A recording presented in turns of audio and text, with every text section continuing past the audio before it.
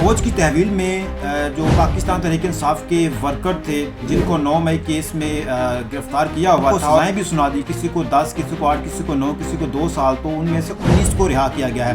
اب ان 19 کو رہا کیوں کیا ہے یہ نجم سیٹھی نے بتایا ہے۔ انہوں نے کہا کہ فوج نے ملٹری کورٹ سے بندے آزاد کر کے پیغام دیا ہے۔ پیغام کیا ہے؟ ہم مذاکرات چاہتے ہیں، یعنی کہ فوج نے یہ پیغام دیا ہے کہ ہم مذاکرات چاہتے ہیں۔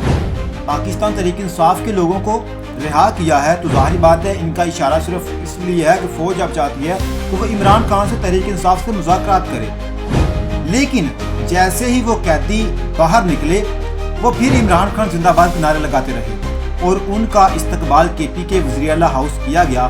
پھر فوج نے عظمیٰ بخاری سے پریس کانفرنس کروائی اور عظمیٰ کے منہ سے کہلوایا کہ فوج کچھ ہوش کرے۔